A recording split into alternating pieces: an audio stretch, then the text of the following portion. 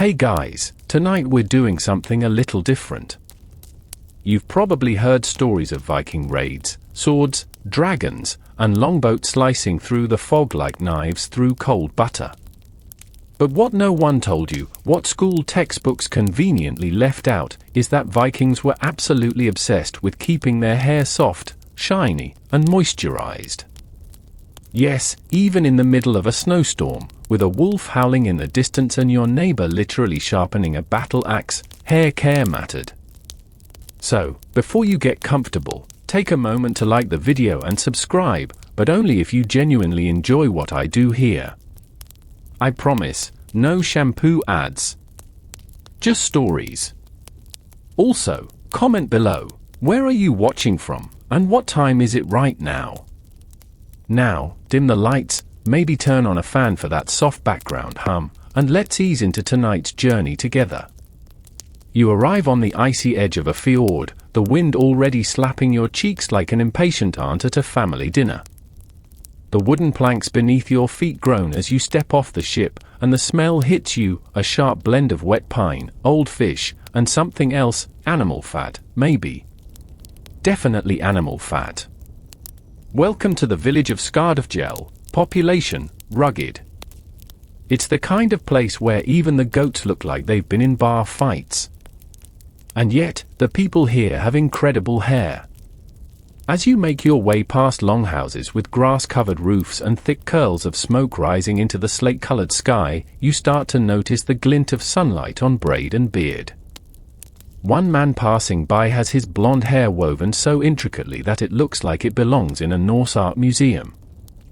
Another has a beard so glossy it could double as a mirror.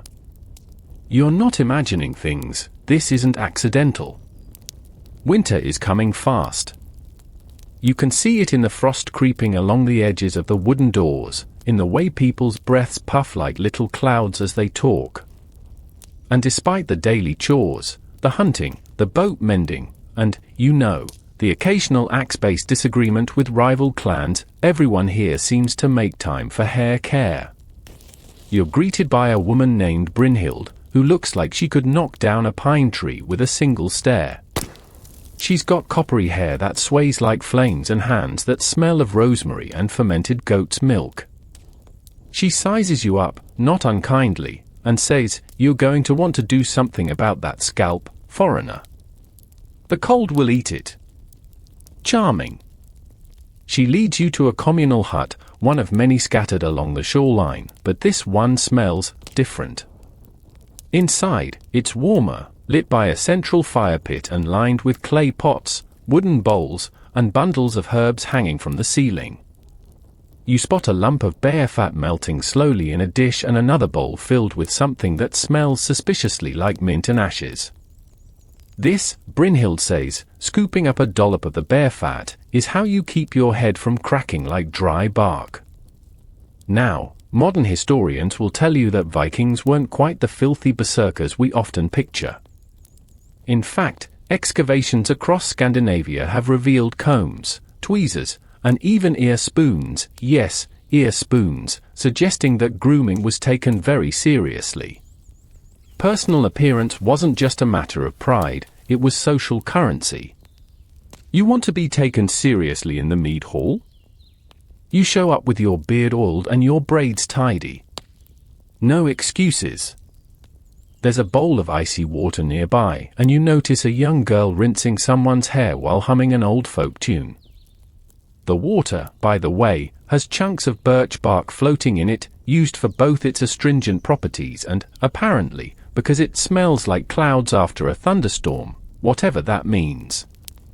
You're ushered into a corner, handed a wooden comb carved from reindeer antler, and expected to get to work. Brynhild watches you fumble for a moment before gently taking the comb and showing you how to angle it just right to avoid split ends. You try to make small talk. "So, is this like a daily thing?" She shrugs. "Depends. Every 3 days, if you're lazy. Every day, if you plan on being kissed by someone worth the effort." Touché. There's something oddly soothing about the atmosphere. Despite the sounds of dogs barking outside and the distant thump of axes on wood, this little hut feels sacred. A woman next to you adds honey to her hair paste. Another gently smears a mixture of ash and butter onto her temples. You catch a glimpse of your own reflection in a polished bronze plate. Honestly? You're starting to glow. Historians still debate whether some of these grooming rituals had spiritual undertones or were purely aesthetic. Was rubbing goose fat into your scalp a religious act, a health remedy, or just what passed for conditioner? The evidence is slippery, sometimes literally. But here, in this warm, smoky haven of oils and laughter and scalp massages, you're beginning to understand, in a world so full of uncertainty, where storms can sink ships and war horns echo over the fjords, taking care of your hair is a small, radiant act of control. And your scalp?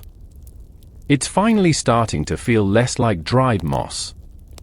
Brynhild leaves you to your own devices with a faint nod and a warning, don't tug too hard.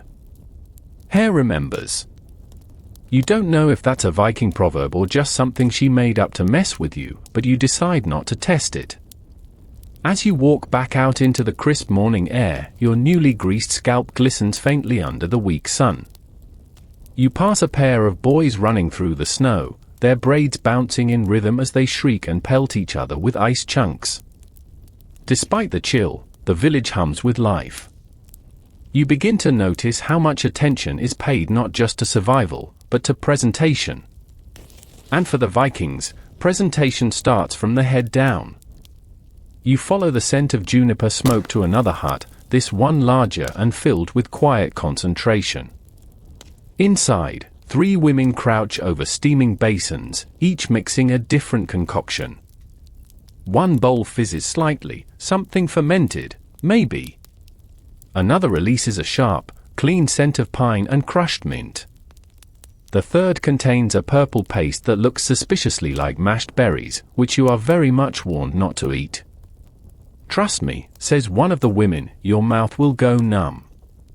This is the unofficial apothecary of Skardavgel, a beauty lab, a herbology school, and, judging by the amount of snickering going on in the corner, a bit of a gossip hub too. You're invited to sit beside the basin that smells like forest and ale. The woman attending to it introduces herself as Aura. Her hair is pinned up in spirals, fastened with 2 fishbone sticks that look dangerously sharp. She explains that today's mixture includes birch sap, powdered seaweed, fermented rye, and a dash of old ale that's gone sour. Great for shine, she adds, and kills lice faster than gossip spreads through the village. You swirl your fingers through the paste. It's warm. Sticky. Smells vaguely like a Viking salad. Aura begins to apply it to her own hair, using a bone spoon with the precision of a seasoned stylist. She gestures for you to do the same. Your fingers sink into the goo with reluctance, but soon you're massaging it into your scalp like it's the most natural thing in the world. A few people pass by the open door, nodding at you approvingly. One old man even gives you a thumbs up. Apparently, you're doing it right. As the pace sets, Aura tells you stories of women who used stinging nettle water for volume, and men who flavored their beard oils with garlic to intimidate their rivals, or repel them, possibly both. She explains that hair care isn't vanity, it's memory. When someone dies, we don't always get their weapons or their rings. But a braid can be passed down. A lock of hair, tied with thread, that's legacy. Outside, the village continues its rhythm. A boy stumbles in, his hands red from the cold.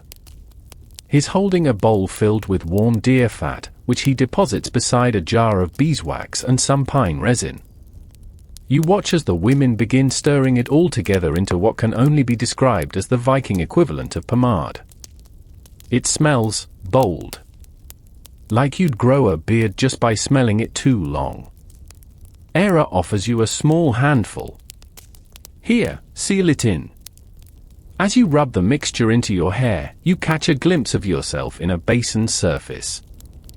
Your reflection is a bit wobbly, but undeniably shinier. And warmer. The balm works, your scalp tingles slightly, not in an allergic reaction kind of way, but like it's waking up from a long, snowy nap. There's something deeply intimate about this space. No one rushes. No one hurries. The act of grooming is slow, deliberate, and social. And it's not just for the women. Young boys enter periodically to get their hair detangled, and even a very grumpy-looking elder submits to a scalp rub, grumbling all the way through it. Historians often argue about the purpose of these mixtures. Some believe they were for hygiene, especially in communal settings where lice and skin infections were real threats.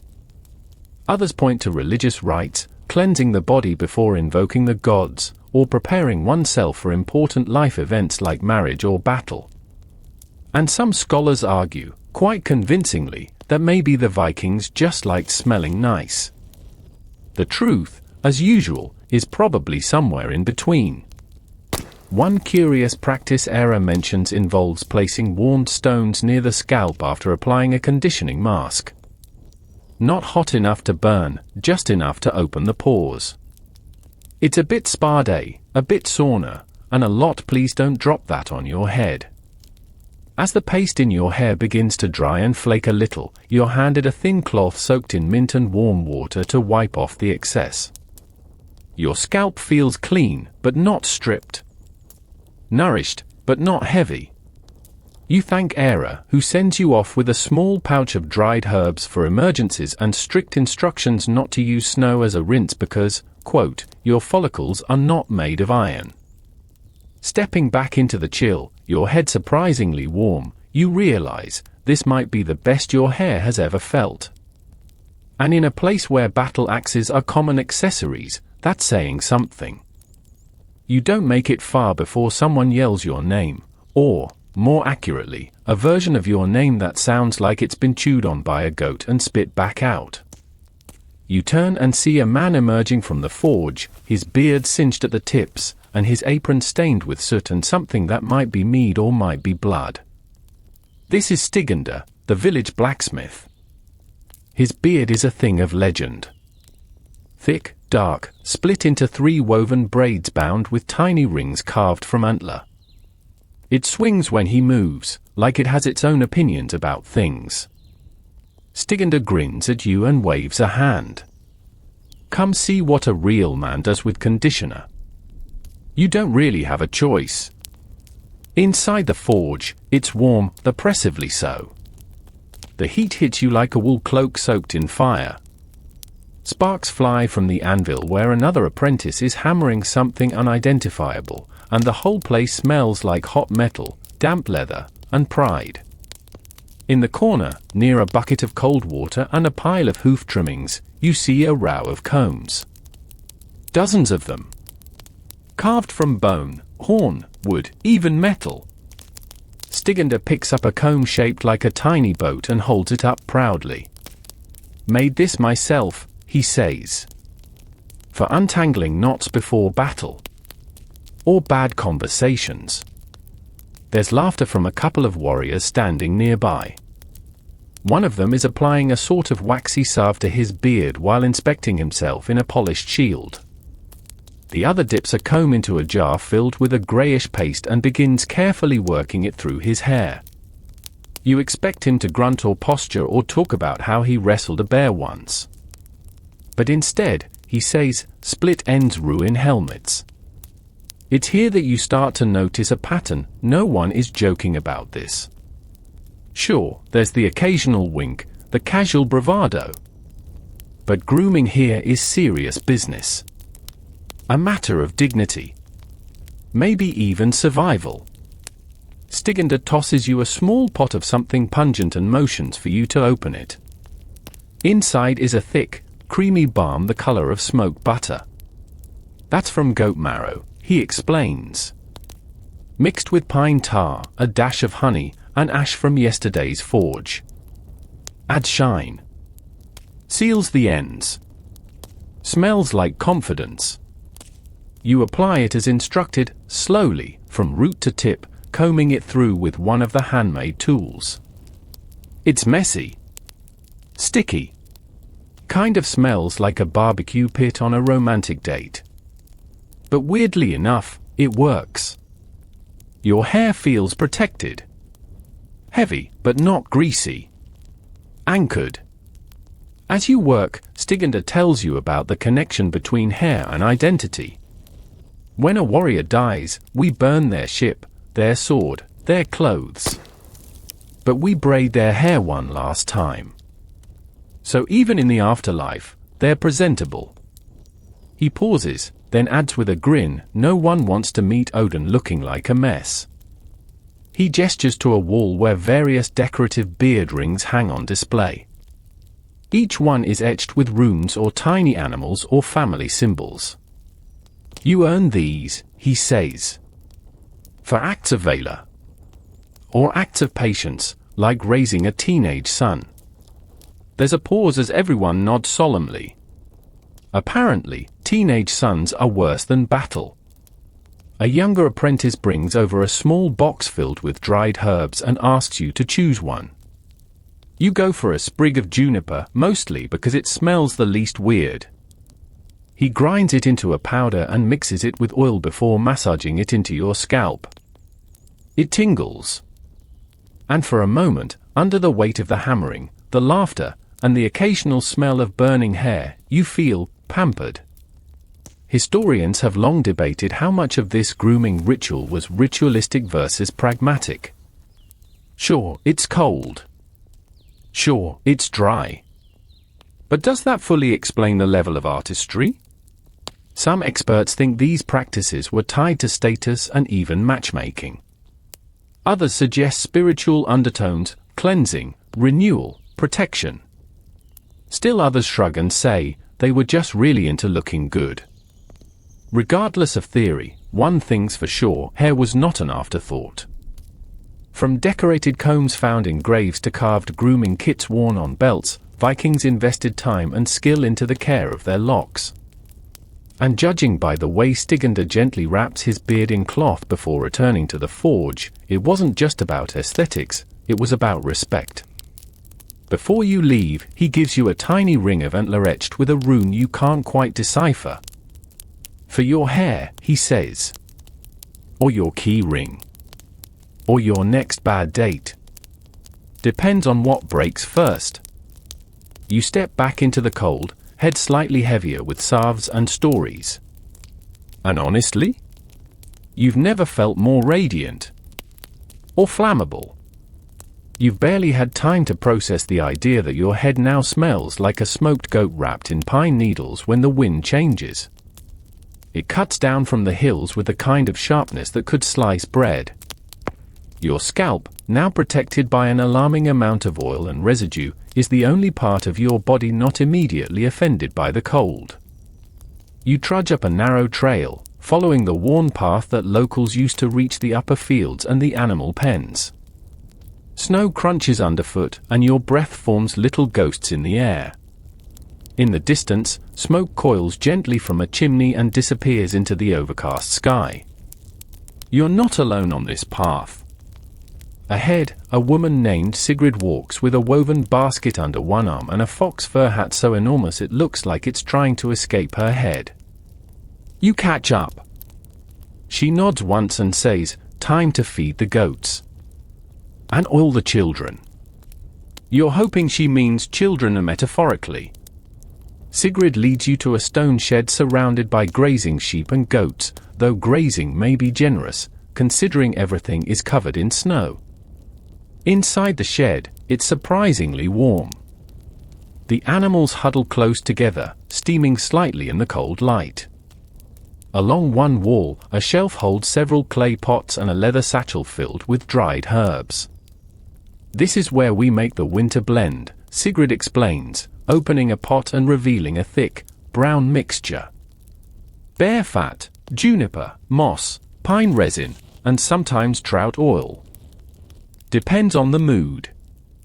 You lean closer and get hit with a smell that's both earthy and fishy, like a lumberjack's breakfast. It's not unpleasant. Just committed. You watch as she dips a carved wooden spoon into the mixture and applies it to the scalp of a nearby child, who winces only slightly before returning to chewing on a piece of bark. Builds character, she mutters. You ask why, out of all the body parts, so much focus is put on the head. Sigrid smirks. You lose the most heat through your scalp. Cold wind dries the skin, cracks it open like bark. And that makes people grumpy. Grumpy people do stupid things. So, we oil. It makes sense in a grimly practical way. But then she adds, almost as an afterthought, also, it makes your hair shine like polished bone. That helps with the matchmaking. You nod solemnly, as if you, too, have arranged marriages based on shine factor. Outside the shed, 2 young men are rubbing snow on their faces, then applying a thick yellow paste to their beards. One of them catches you watching and says, "Snow opens the pores. The balm seals it shut before the spirits get in." You're not sure if he's being serious or if this is another Viking joke that your soft modern ears can't detect. Either way, you file it under maybe true, possibly magic. The yellow balm turns out to be a mix of duck fat, beeswax, and something called sundew extract, which apparently comes from a plant that eats insects. You're not thrilled about putting carnivorous flora on your head, but you also don't want to stand out. A quick history detour: some archaeologists believe the use of fats and oils in Viking grooming may have also served medicinal purposes, keeping parasites away, moisturizing skin, even acting as a primitive sunscreen. Others argue it was more symbolic. A way of showing strength and care in a world that was otherwise chaotic and damp. Historians still debate whether these grooming habits were passed down through families or learned communally. What's agreed upon? Vikings didn't do unkempt. You notice a peculiar tool hanging on the wall, a bone stick with bristles at one end and a flat edge on the other. Sigrid calls it a scraper comb. She demonstrates how it's used to not only detangle hair but also apply warm oils directly to the roots. It looks effective, and also like something you could use to interrogate someone. In one corner, a young woman sits weaving strands of dried herbs into her braid. Keeps the lice confused, she says. You have no idea what that means, but you nod respectfully. By now, your own scalp is layered like a 7-layer cake of winter defenses. And still, you're handed another salve, this one floral and sharp-smelling. Just a light gloss, Sigrid says, dabbing your temples. No one likes a dull helmet. Outside again, the wind is still cruel, but it no longer feels personal. You've been initiated. Your scalp? It laughs in the face of frostbite now. Probably smugly. As you descend back toward the village, the landscape around you seems to glitter slightly. Not from snow, but from oil, from ritual, from a very clear and historical refusal to flake. And somewhere between the moss and the trout fat, you begin to feel it too. Confidence. Shine. And a deep, inexplicable desire to braid something. By now, your scalp has been scrubbed, oiled, perfumed, and possibly blessed. You walk with a certain glisten. People nod as you pass, not because you've proven yourself in battle or because you can recite the old sagas by heart, but because your hair looks like it could host a small moonbeam. You are accepted. You find yourself wandering toward the village center, where today is market day. Stalls of salted fish, carved trinkets, and fur-lined everything line the snowy square. And while the trading is lively, something else catches your eye, something more theatrical. To your left, near the mead stand, a group of young people are gathered in a loose circle. Not shouting. Not bartering. Posing. You ease into the background and watch. One by one, they take turns walking slowly across a line marked in the snow, pausing dramatically, and then spinning their braids or running their fingers through their hair. It's not subtle. It's not quiet. It's essentially Viking Fashion Week, and you are front row. A girl with long chestnut hair twists her braids up into what looks like antlers and gets an approving hum from the crowd. A young man responds with a complex plait tied off with a bit of red thread. No one claps. That would be too modern. But there's a lot of intense nodding, which, in Viking culture, apparently counts as a standing ovation. You sidle up to a merchant nearby and ask what's happening. "Pentkamp," he says, eyes not leaving the show. "Comb contest. Happens every market day. Best hair wins first pick of sweets and firewood." Firewood. Now it makes sense why they're all putting in the effort. You spot some of the same herbal blends and waxes from the apothecary being handed discreetly between contestants like steroid-laced protein bars at a gym. You think about joining in, but your current hairstyle screams foreign traveler who got oiled by accident. So you observe. One boy, maybe 13, steps up with a smug look and flips his shoulder-length hair, revealing tiny braids laced with pine needles and what looks like fish scales. It's strangely elegant. He wins that round. Historians haven't agreed whether these displays were formal competitions or informal rituals. Some sagas reference braid beauty as a mark of status. Others suggest that public grooming was a form of courtship, especially when accompanied by poetry or dramatic sighing. And the sighing here? It's off the charts. Next to you, a woman mumbles, "Too much seaweed in that oil. Makes the ends limp." You agree, because it feels right. The social layer here is clear. Grooming isn't just about hair, it's about belonging. Identity. Even attraction. You remember Era saying that a well-oiled braid could open doors. And here, it might just open hearts. Off to the side, you notice a group of elders watching with amused expressions. One of them is carving a new comb from a piece of driftwood. Another fiddles with a pouch of dried lavender. These aren't passive observers, they're judges. And mentors. A girl named Ilva sits nearby, working intently on a friend's hair. You compliment her technique. She smirks and says, "Everyone thinks Vikings only cared about fighting. But have you ever tried doing a triple braid on someone with helmet damage? You haven't.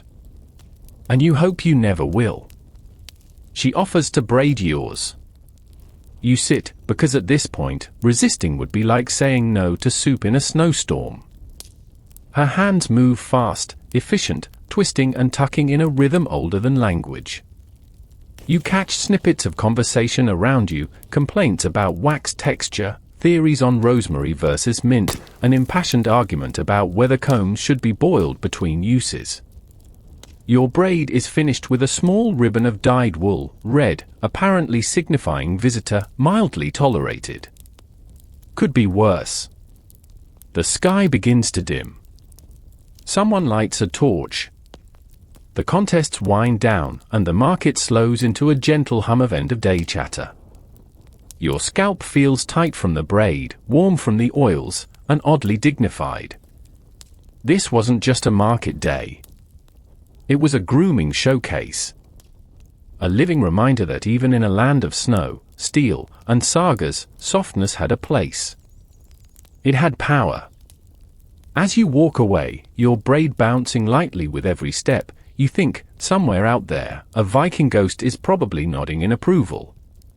You're still adjusting to the gentle pull of the braid, its presence oddly comforting, like a small, silent animal curled around the back of your neck. The warmth from the market has faded, and the night breathes cold against your cheeks. But your head? It's toasty. And frankly, you've never felt more stylish. Someone mentions that an elder herbalist lives near the shoreline. He makes the real stuff, a vendor says, as if speaking of an underground perfume cartel. Naturally, you follow the winding path toward the scent of brine and burning seaweed. The herbalist's hut is nothing like the others. It's crooked, squat, and half swallowed by dune grass. It leans slightly to the left, like it's listening to the ocean. Smoke rises from a narrow chimney, carrying with it a peculiar scent, part forest, part low tide, and part soup. You knock. A pause. Then a raspy voice calls out, "If you're here to ask about the fermented spruce rinse, I'm out." Fair enough. The door creaks open to reveal a man so wrapped in layers that he could pass for a walking tapestry. His beard is streaked with salt, and he has seaweed tied around one wrist like a bracelet. Come in. Don't drip on anything. Inside, the hut is a maze of jars, baskets, and animal skulls that may or may not be decorative. You duck under bundles of drying herbs and nearly trip over a crate labeled frog hair, probably useless. On a central table, a clay cauldron simmers with something purple and alarming. He introduces himself as Torfi, then immediately launches into a monologue about how most people use too much resin. It clogs the scalp, he says, while stirring the cauldron with a stick that looks like it was once a jawbone. You learn quickly that Torfi's methods are experimental. His current obsession? A shampoo made from kelp, fermented barley, and powdered clam shells. Gives the hair volume, he says, and repels gulls. You're not sure if that's a common concern, but you nod politely. Torfi hands you a thick paste that smells like the sea got into an argument with a bakery. Apply with the blunt side of this spoon, he instructs, passing you what is very clearly a butter knife. Massage upward. Counterclockwise. It's important. You sit near the hearth and begin the ritual. The paste is cold at first, gritty with crushed shells, but it spreads evenly. The smell grows more tolerable with warmth. You feel ridiculous. And also a little amazing. Torfi, now sipping something steaming from a wooden cup, begins telling stories. One about a woman who once brewed a hair tonic so potent that her husband slipped on it and broke his arm. Another about a chieftain who dyed his beard with crushed berries before every battle to confuse his enemies and attract smarter ones. Do you think they really believed that, you ask? He shrugs. Historians still argue over that sort of thing. Some say it was tradition. Some say it was magic. Some say it was just boredom and too many berries. You like that answer?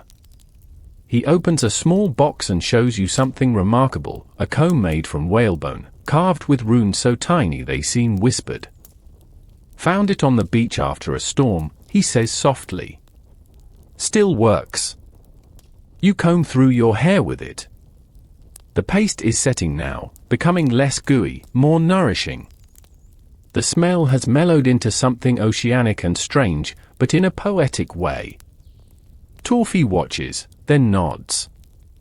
Good technique. You've done this before. You have not. But this, apparently, is how confidence is built. He gives you a tiny cloth bag as a parting gift. Inside are dried flower petals, a shard of soapstone, and a tiny braid of moss tied with red thread. For your pocket, he says. Or your soul. Depends on the day. You step back into the wind, scalp tingling and hair infused with the essence of seaweed dreams and mollusk science. You feel oddly unstoppable. Like you could sail a longboat through a snowstorm and emerge with not a hair out of place. And honestly? Maybe you could. By now, your head is less of a scalp and more of an artifact, layered, conditioned, massaged, and treated with enough ingredients to qualify as a Viking charcuterie board. You smell faintly of ocean brine, tree sap, and confidence. Which is good, because things are about to get brisk. The wind whistles as you follow a narrow path out of the village and into the woods. Snow crunches beneath your boots like brittle parchment. Trees huddle close together, their branches heavy with frost, casting long shadows that sway like sleepy ghosts. Up ahead, you spot a figure wearing a fur cloak and carrying what looks like a satchel of rocks. It's Leaf. You met Leaf briefly at the forge, where he was suspiciously polishing a helmet that no one had asked about. Now he gestures you forward with a gloved hand and says, if you want to keep that shiny scalp from turning into cracked bark, this is the part you need to know. He points to a leather pouch at his hip and opens it to reveal rocks. Small, smooth, flat stones, each slightly worn to the touch. Scalp stones, he says. You heat them by the fire, wrap them in cloth, then place them near the base of the braid. Opens the pores. Keeps things from freezing solid. You raise an eyebrow. He shrugs. Look, if we're going to stick our heads in helmets for hours, we have to prep properly. As you walk deeper into the forest, Leaf explains the importance of hair care as insulation. In harsh Nordic winters, a dry scalp wasn't just a cosmetic inconvenience, it could crack, bleed, and cause infections. Moisturizing the scalp helped seal in heat and prevent the kind of discomfort that made warriors grumpy in ways that even poetry couldn't fix. He pulls out another item from his satchel, a kind of fur-lined cap with a slit in the back for braids. Custom made, he says proudly. My wife calls it the headsock of honor. I call it survival. You try it on. It's snug, but undeniably warm. Also, you can't feel your ears anymore, which seems promising. As you walk, he points out various herbs and tree barks along the trail, pine, spruce, birch, all of which have some purpose in the Viking haircare arsenal. He picks up a handful of moss and explains that it was often mashed and mixed with oil to create a scalp wrap for those suffering from the winter scalp rot. You're not sure that's a medically recognized term, but it sounds appropriately terrifying. At one point, you pass a shallow stream frozen at the edges. Leaf crouches down, breaks the ice, and scoops up a small amount of slush. This, he says, is scalp death. You back away respectfully. Historians continue to debate how much of Viking grooming culture was tied to health versus aesthetics. Some argue the rituals served as early forms of hygiene, while others believe they were tied to warrior culture, rituals of readiness, of mental clarity. What's not debated? The sheer amount of time and thought they put into it. You reach a clearing where several people sit around a low fire, passing jars and combs like sacred relics. One woman is braiding someone else's hair while balancing a stone on her head. Focus training, Leaf whispers. Also, party trick. You're offered a small clay pot filled with a thick salve that smells like fermented apple and pine smoke. It's warm, heated by resting near the fire, and designed to be massaged into the scalp with circular motions. You oblige, half expecting your hair to start singing a folk song from all the attention. Next, someone hands you a strip of cloth. It's been soaked in mint water and beeswax, then folded into a head wrap. You're shown how to tie it around your forehead to lock in the warmth and ward off the scalp spirits. You don't ask. You just tie. By the time the sun begins to dip below the treetops, your head is positively radiant. There's a moment of silence as everyone leans back, steam rising from their braids like halos. Leaf exhales deeply. See? This is the part most people miss. We don't just oil and braid because we're bored. We do it because we live in a place where everything's trying to kill you. And we'd rather face it with great hair. You can't argue with that. The village looks different by torchlight. Shadows stretch longer, dancing across the snowy ground like they have stories to tell. A hush settles over the fjord, not empty, but full, like the land is pausing to listen. You're walking now beside an elder named Astrid. She has silver hair so long it almost touches the backs of her knees, woven into a braid so thick it might deflect arrows. Around her neck hangs a small silver comb etched with runes that shimmer faintly in the flickering light. She doesn't say much at first, just leads you. Eventually, you arrive at the edge of the woods, where an open circle has been cleared in the snow. A few others are already there, seated on fur-covered logs around a small fire. The flames crackle quietly. In the center sits a carved wooden statue of the goddess Freyja, hair flowing down her back, arms outstretched. A braid of dried herbs rests across her shoulders like a crown. This is where we remember the myth, Astrid finally says, gesturing to the statue. That Freyja, goddess of beauty and war, brushed her hair with a silver comb each night to keep the dark spirits away. You sit down. The others nod at you like you belong.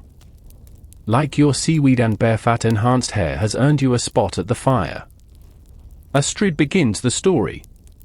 Freyja's hair, she explains, was said to hold the warmth of the sun and the secrets of dreams. Each night, she would comb it while whispering prayers for those who traveled far from home.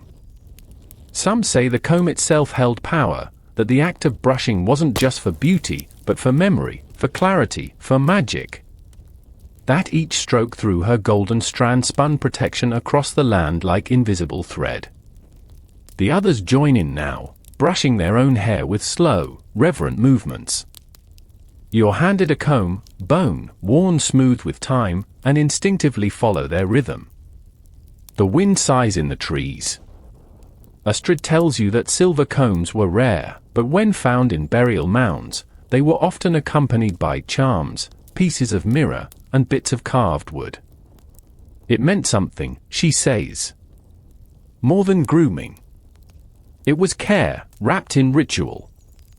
A promise not to forget the self, even when the world feels cold. You glance down at the comb in your hand, its handle warm from the fire. With each pass through your hair, something settles in you. Not magic, maybe, but something close. A quietness. A feeling of being attended to. One of the others begins humming, a tune with no clear beginning or end, just a long thread of sound that seems to rise from the snow itself.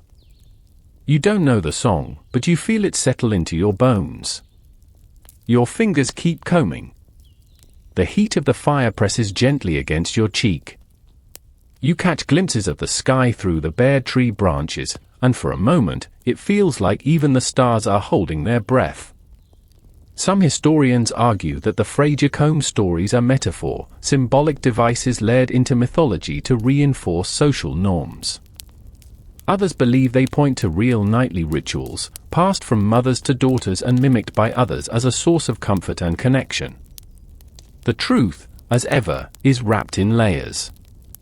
But as you sit here, brush in hand, watching firelight flicker across the faces of strangers who now feel oddly familiar, it's hard to dismiss the power in the act.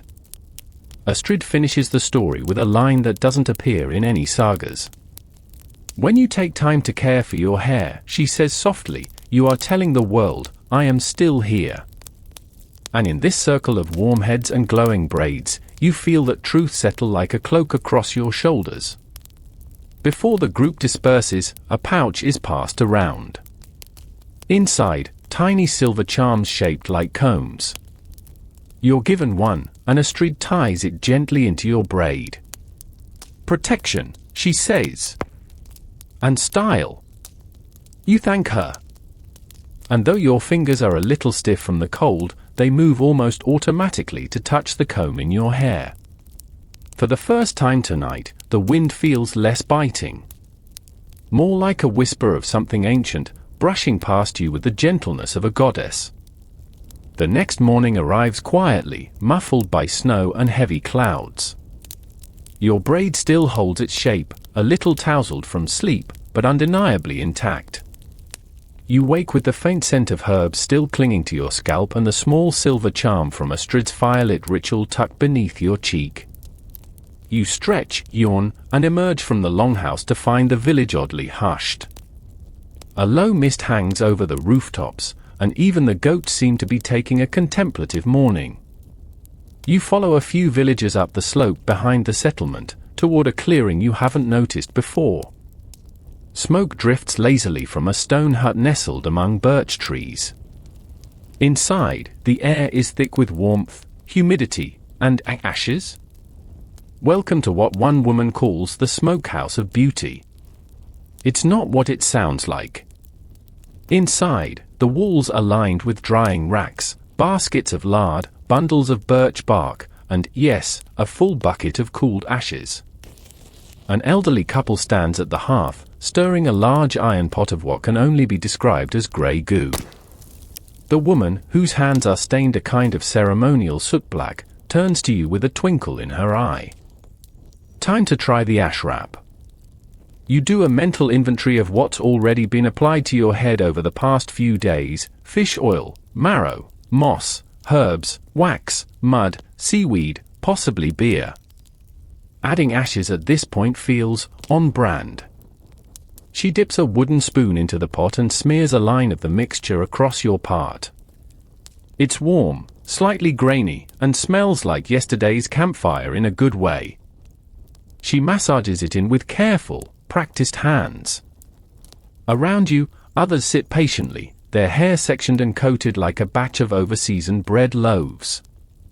The man begins passing out warm cloths, steam rising from the folds. They're wrapped around each head, turban-style, trapping the ash mixture against the scalp. You're now a Viking burrito. Someone offers you a cup of warm mead as you sit. You accept. Obviously. The woman explains, ashes, especially from birch and alder, were believed to draw out impurities, balance scalp moisture, and add texture to the hair. Combined with fats, they created a paste that sealed in warmth and repelled the dry air. And if nothing else, she says, it keeps you from scratching like a squirrel. There's a pause. Then someone in the room begins humming a low, familiar tone, the same song from the ritual circle with Frasier. The others join in slowly. The room fills with sound and steam. The scent of ash and herb settles into the corners like a blanket. Historians are divided about the purpose of ash treatments. Some see it as purely functional, an early form of dry shampoo or scalp detox.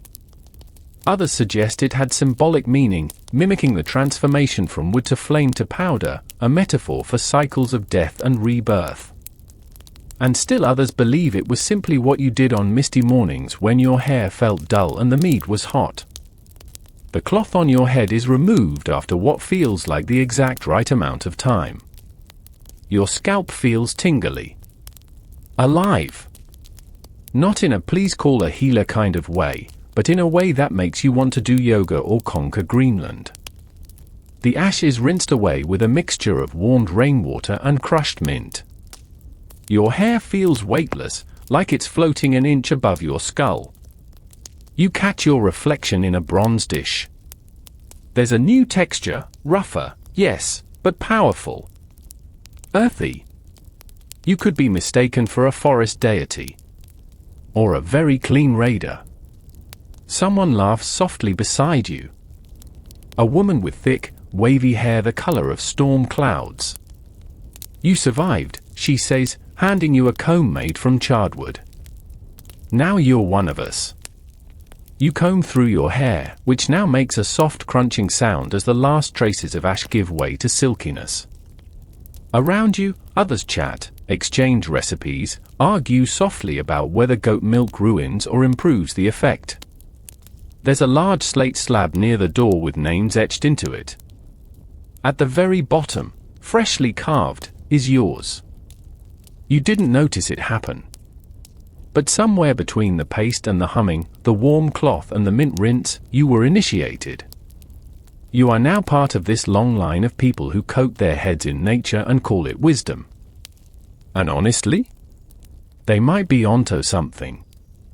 The sky has cleared by mid-afternoon, revealing a stretch of pale winter sun that does very little in the way of warmth but dramatically improves everyone's mood. You find yourself wandering toward the longhouse, the largest communal building in the village. Smoke rises from its thatched roof, and the faint sound of voices and laughter drifts through the thick wooden door. Inside, it's warm and bustling. Rows of furs cover benches, and the long central hearth glows with quiet intensity. The air smells like roasted turnips, leather, and just the faintest trace of damp wool. You're barely inside when someone shouts, "The braid duel begins." Okay. You're ushered to one side of the room, where a semicircle of people are already seated with the intense focus usually reserved for courtrooms or sheep births. In the center, two teenage girls, standing back to back. One holds a small pouch of beeswax. The other, a carved comb that looks like it could win awards. A drumbeat begins. Someone starts a slow chant, mostly vowel sounds and mumbling, and suddenly the two girls spring into motion. Their fingers blur. Braids twist, loop, divide, rejoin. It's like watching someone knit thunder. You lean toward the man beside you and ask, "Is this normal?" He shrugs. Every 3 days or so. Keeps the tension down. You are not convinced this is reducing tension. Each contestant is allowed 3 hair tools and 1 helper. Timing matters. Symmetry matters. But the real point, apparently, is style. Boldness. Flair. This isn't just braiding, it's choreography. By the end of the round, one girl has constructed what looks like a braided crown with tiny bird bones woven into the sides. The other has created a double helix braid that somehow defies gravity. The room bursts into murmurs. A vote is held by silent pointing. Double helix wins. The loser, unbothered, immediately begins rebraiding her own hair into something even wilder. Then someone taps your shoulder. You turn to find an older man with a serious look and a brush made of what appears to be squirrel fur. "You're next," he says. Newcomers must show what they've learned. You consider fleeing into the snow, but the room is watching. The chant begins again. Your opponent is a small child. This feels unfair until you realize the child already has a perfect 6-strand waterfall braid with a moss centerpiece. You sit. Someone hands you a bundle of tools, a wooden comb, a beeswax puck, and a hairpin shaped like a serpent. You begin your work with trembling fingers. Slowly, carefully, you section your hair and start braiding. Your scalp still feels freshly pampered from the ash treatment. The texture is cooperative. Your fingers, less so. You do your best. The child finishes in under 3 minutes. You finish in 10. The result? A slightly crooked braid with one accidental loop that everyone agrees has charm. A brief, polite smattering of applause follows. The child wins, obviously, but you are given a slice of dried apple for effort and a tiny rune etched with what might mean acceptable. The duel ends, but the braiding continues. People break into small groups, helping each other perfect designs, debating whether pine tar or goose fat gives better volume. One girl demonstrates how to thread dyed wool through braids for color. Another proudly shows off her snow-proof bun, which is essentially a swirl of hair fortified with wax and stubbornness. You're reminded once again, this isn't about vanity. Not entirely. It's about community. About attention. Care. Even when the world outside is frozen and unforgiving, this room is soft with laughter and the quiet rustle of combs. Some historians believe these types of gatherings were how grooming knowledge was passed down. Not in scrolls or sagas, but through doing, watching, laughing. Oral tradition meets physical practice. Others argue these were informal competitions, meant to showcase readiness for marriage or status in the group. And maybe they were. But watching a grandmother show her grandson how to braid his own hair, you suspect there's more to it than status. Before you leave the longhouse, someone tucks a sprig of rosemary into your braid. For strength, she says. And because you look like you need help. You thank her sincerely. Your braid may not be symmetrical. Your fingers may still tremble. But there's rosemary in your hair, warmth in your scalp, and you've officially survived a Viking braid duel. Which, let's be honest, is more than you expected when this trip began.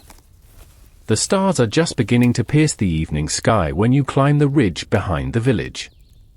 You follow a narrow path, lit faintly by the last glow of the sun and the soft flicker of lanterns tied to pine branches.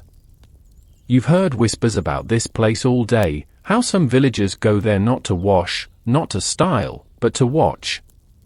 Tonight, you'll learn why. At the summit, there's no structure. No temple. Just a circle of smooth stones, a few fur pelts laid out across flat logs, and a vast view of the fjord below. The wind is cold, but gentle. Not biting. Just brushing past, as if in greeting. You settle into one of the fur-lined seats, wrapping your cloak a little tighter around your shoulders. You're not alone. A few others sit nearby, their faces turned upward, quiet as snowfall. And then, it begins. The sky shifts. A flicker at first, like a breath caught in motion. Then a sweep of green, slow and sinuous, rippling across the heavens. The northern lights. Soft, bright, surreal. They move like something alive, like they're trying to remember a song only the stars know. No one speaks. They just comb. It's a simple movement. Gentle. Slow. As the sky dances above, hands rise to heads, and wooden combs pass through hair in rhythm with the aurora. No wax. No oil. No competition. Just silence, stars, and the glide of comb against hair. You follow suit.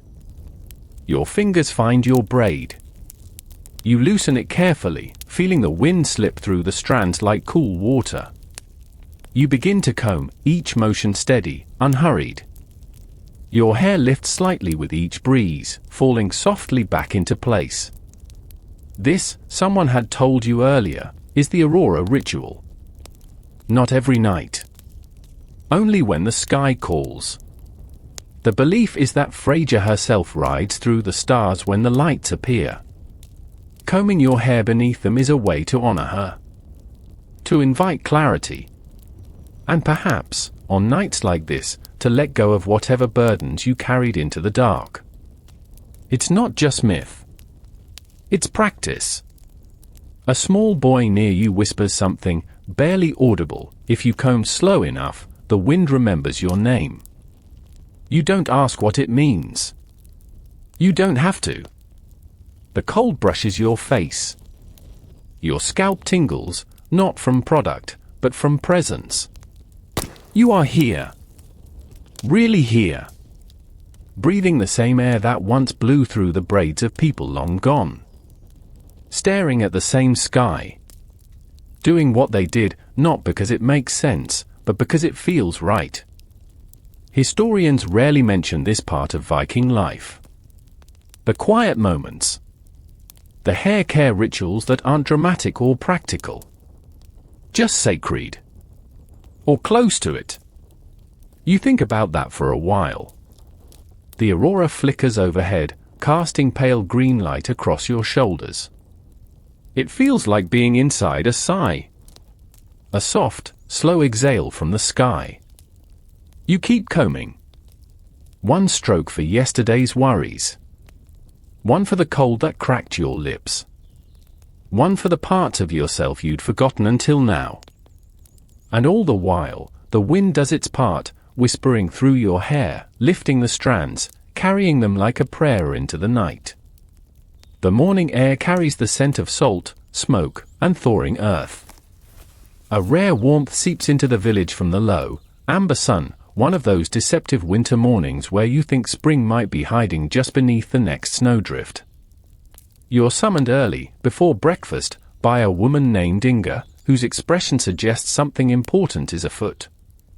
"We're going to the burial site," she says. You're still rubbing sleep from your eyes. "Why?" She shrugs. "To meet someone who had better hair than all of us." You can't argue with that. The grave site lies beyond the village, tucked behind a ridge where the wind quiets and even the birds seem reverent. It's not a spooky place, not eerie or haunted. It's peaceful. The snow lies soft and untouched. Dozens of small stone markers form a silent congregation among the trees. At the center is a raised mound, recently unearthed. A low wooden platform has been built around it to protect the contents from snow and curious goats. Inga gestures for you to come closer. Inside the mound is a burial chamber. What's left of a wooden coffin rests near the center. It's beautifully preserved, lined with fur and cloth, and this is what catches your breath: 2 intricate combs and a long, faded braid wrapped carefully in cloth. You're looking at someone who mattered, Inga says. The hair is reddish in color, though faded by time. Still, it's unmistakably braided. Not simply thrown into a plait, but styled. Cared for. Framed with beads and tiny fragments of what might have been ribbon or thread. No weapons.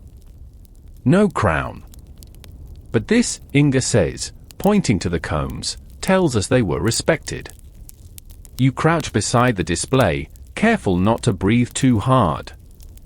One comb is carved from bone and etched with curling lines that almost resemble vines. The other is wooden, simpler, worn smooth by use. Both rest beside the braid like guardians.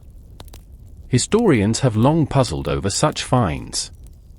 Hair is one of the few parts of the body that, under the right conditions, survives centuries. And when it does, it often reveals things bones cannot: patterns of self-care, the materials of daily life, even the aesthetic priorities of a civilization known more for raiding than ritual. You notice a small pendant tucked near the combs, shaped like a knot, polished to a dull gleam. A symbol of continuity? Protection? Or maybe just something pretty the departed enjoyed. Inga sighs softly. There's this idea that death erases the mundane. But look at this. Someone combed their hair one last time before saying goodbye to the world. She lets that sit in the cold air for a moment before adding, "That's what we're doing, you know. Every time we braid. Every time we oil or rinse. We're saying we still matter. Even here. Even now." A breeze stirs the pine needles. You glance back at the grave, at the strands of hair preserved through ages of frost and silence. The combs seem to hum with quiet pride. A group of children arrives, shepherded by a man carrying a small pouch of dried lavender. He begins a quiet explanation, pointing to the combs, to the braid. One child, no older than 7, whispers, "They must have had beautiful hair." And somehow, that feels like a kind of immortality. You linger a bit longer, watching as offerings are placed: a feather, a carved bead, a braid of grass. Nothing flashy. Just tokens of care. Tokens that say, you are remembered. And you had excellent conditioner. Before you leave, Inga hands you a scrap of cloth. Inside, a single silver bead. "For your braid," she says. "So you remember the one buried here. And so someone might remember you." You tie it into your hair without hesitation. As you walk back toward the village, you carry with you more than just the scent of lavender and pine. You carry a truth that isn't written in any saga or carved into any stone. Sometimes, the most lasting legacy is not what you conquered, but how gently you combed your hair before the cold. It's late afternoon when you find yourself sitting in a dim, fire-warmed longhouse beside a woman named Ragnar. Her hands are strong, her eyes sharp, and her tone is the kind that doesn't ask, it declares. She's laying out bundles of colored threads, polished beads, and little carved pins on a wide piece of leather stretched across her lap. "You're going to learn the courtship braid," she says flatly, like this was inevitable. You blink. "The what?" She narrows her eyes. "You've oiled, scrubbed, masked, combed, braided, and ash-wrapped. But have you flirted? With hair?" "Ah. That kind of braid." A few others gather nearby, mostly women but not all. There's a quiet energy to the room, not solemn, not silly. It's focused. You quickly understand this isn't about vanity or seduction in the way you might expect. This is strategic, ritualistic, and deeply social. Ragnar begins to demonstrate. She sections her thick chestnut hair with a carved comb, then begins weaving it into 3 tight braids on either side of her head, threading in dyed wool, red, gold, and a surprising streak of deep green. Each color means something, she explains. Red for passion, gold for wealth, green for luck, or envy, if you're feeling honest. You're handed a small pouch of your own. Inside are tiny beads carved from bone, amber, and glass. Ragnar helps you choose a few, threading them carefully into your braid with the focus of someone setting a trap. A beautiful trap. The kind that starts conversations in mead halls and ends with marriage proposals, or at least free dinner. As she works, the room begins to fill with quiet stories. People speak of who wore what braid when they met their partners. Of braids that worked too well, leading to 4 children and an unreasonably large goat herd. Of braids that backfired. One girl sighs, "I used too much wax. He thought I was preparing for battle." Laughter ripples through the group. Ragnar's hands never stop moving. It's not just for show. A well-made braid tells someone, "I took time. I have patience. I care for details." It's like a resume for your heart. You ask if men did this too. Ragnar nods. Of course. But there's were more about status. Wealth. Beard length. Same language, different dialect. Your braid is finished with a single strand of gold thread looped through the end and tied with a knot. You're handed a small polished mirror, bronze, scratched, a little wobbly, but enough to catch your reflection. You look intentional. And that's what this is. Not just dressing up, but declaring, "I showed up. I prepared. I am worth your time." Historians often downplay this aspect of Viking life, focusing on weapons, exploration, conquest. But love, romance, subtle or bold, was part of the fabric, too. In sagas, warriors pine. Wives warn. Suitors send combs as gifts. Hair, for them, was a conversation starter, a love letter made of strands. Someone mentions that, in one remote settlement, suitors were judged not by how much gold they offered, but how delicately they could plait hair. It might be legend. Or maybe not. You believe it now. A girl no older than 10 asks Ragnar how to make her braid more mysterious. Without missing a beat, Ragnar replies, "Leave out one bead. Make them wonder." Genius. Before you leave, Ragnar tucks a small sprig of thyme into your braid.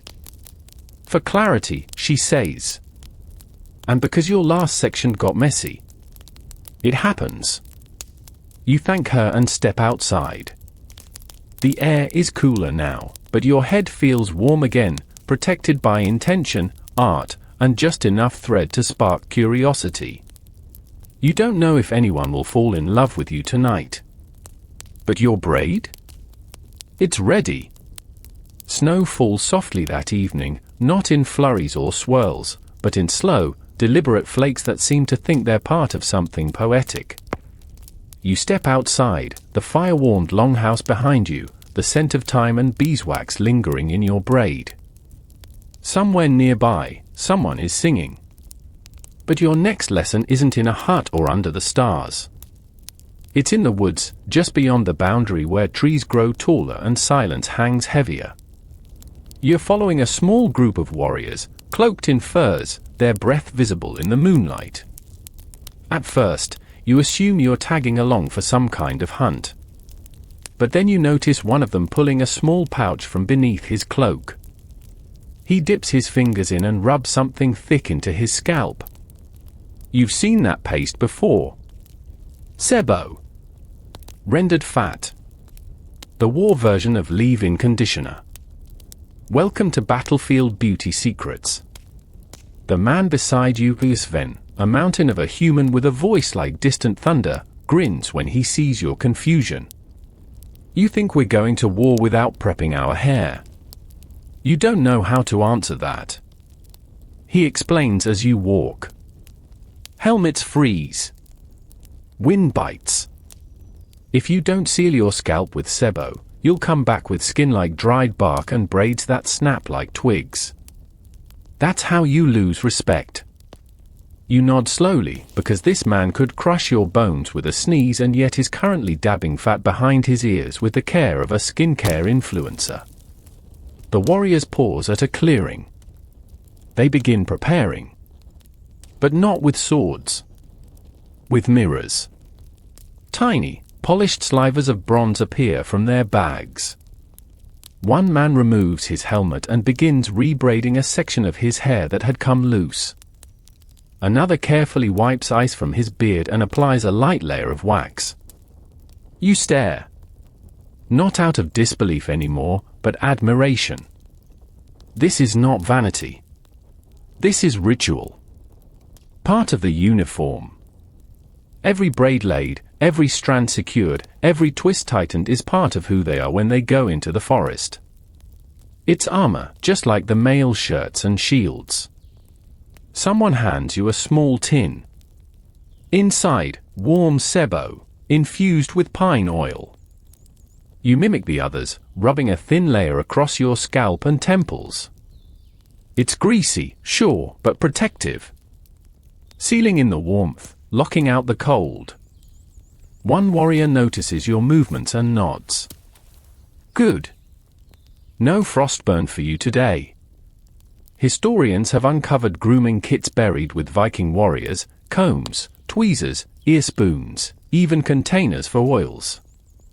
Some suggest it was for burial display only, but others argue it reflects real-life routines. Hair wasn't neglected in battle. If anything, it was emphasized. Presentation was power. In the woods, as the group moves out in a loose patrol formation, you hear them humming quietly. Not a war chant. Not a song of glory. But something rhythmic, steady, like the sound of combs sliding through hair in a quiet room. Even here, in the tension of potential danger, there's space for care. You crouch near a rock while the others scan the forest.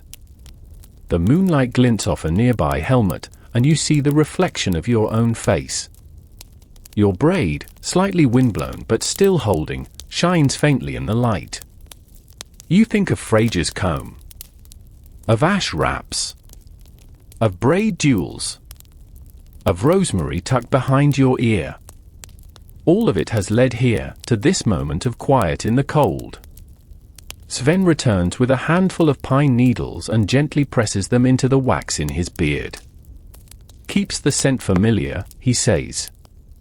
So the wolves don't get curious. You hope he's joking. You really do. Eventually, the patrol ends. No enemies. No danger. Just wind and snow and the occasional crunch of branches under careful boots. But your respect for these warriors, these fighters who pause to braid, to oil, to press pine into their beards before stepping into the wild, has doubled. This isn't softness. It's precision, pride. It's culture woven into hair and sealed in fat. As you walk back toward the village, scalp warm, braid intact, and sebo glistening faintly beneath the moon, you realize you came here expecting swords and sagas. You found combs and rituals. And both, it turns out, are equally powerful. The wind has changed by the time you return to the village. It's softer now, brushing past longhouses like a friend arriving late.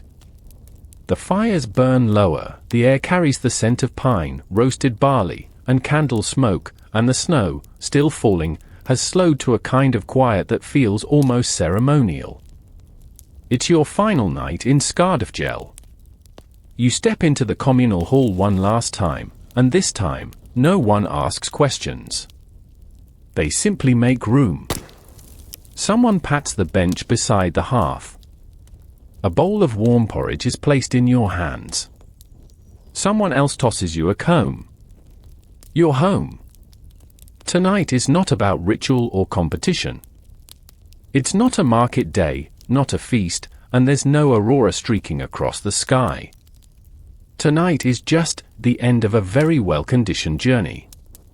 You sit beside a girl with a fur-lined hood and a braid that sparkles slightly, threaded with thin strands of ice and what looks like crushed seashell. She smiles. Want to help? She asks. Of course you do. You've learned by now that Viking hair care was never just personal, it was communal. Helping hands, shared oils, borrowed beads. Braiding someone else's hair is a form of trust. A form of love. And tonight, everyone seems to be braiding someone else's. The room hums gently. Low voices. The soft drag of comb through hair. Firelight flickering across faces. This is what peace looks like, not silence, but softness. You start a simple 3-strand braid, then add a twist. A tuck. A thread of red you found in your pocket. Your hands move with surprising ease now, like they've been doing this forever. A woman walks by and drops a tiny pinecone into your lap. For luck, she says. You add it to the braid. One by one, people around the room finish their final styles. Some add feathers. Some add tiny carved animals. One man simply ties his braid with a strip of hide and nods to himself like he just solved an ancient riddle. Someone begins a song, low, rhythmic, almost a lullaby. You don't know the words, but the melody wraps around your heart like fur. You find yourself swaying a little, combing your fingers absent-mindedly through your own hair now. The fire pops. Someone laughs. Someone snores softly in the corner. Historians might call this downtime. Others might not mention it at all. But this moment, this final gathering of hair and hands and history, is the real legacy. The preserved braid in a burial mound means nothing without the warmth that once wove it. Someone hands you a cup of warm milk. You sip. It tastes like honey and ash and something you can't name. A child crawls into their mother's lap, and she begins to part their hair with slow fingers, humming the same tune that echoed through the aurora-lit forest. Another person wraps their hair in cloth and lays back against a pile of hides, eyes already closed. You do the same. And as you close your eyes, head warm, hair soft, and soul braided into the very rhythm of this place, you think. This is how the cold is defeated. Not just by fire, but by care, by connection, by one more gentle stroke of the comb. And now, the snow has quieted. The fire has dimmed to embers. The songs have faded into breathing. You lie back, wrapped in fur and silence, the weight of the day lifting from your limbs like smoke rising from a hearth. The braid in your hair rests softly against your neck, still holding. Still present. It feels like a thread, not just of hair, but of memory. Of care. of the gentle, daily magic that the Vikings wove into even the harshest winters. Let your breath slow now. Feel the warmth on your scalp, the softness of the woven strands, the way the comb left tiny paths of calmness across your skin. Let your shoulders relax. Let the stillness fill the spaces in your chest where tension used to sit. Outside, the wind continues to move, but not with fury. With purpose. With patience. It brushes past rooftops, curls under doors, and hums through the trees like a lullaby you've known forever. And in this quiet, this deep, winter hush, you are not alone. You are part of something older. Something braided into time itself. So sleep now, softly. Let the warmth stay with you. Let the world drift gently into silence. And let your dreams carry you forward, shining, safe, and just a little bit moisturized.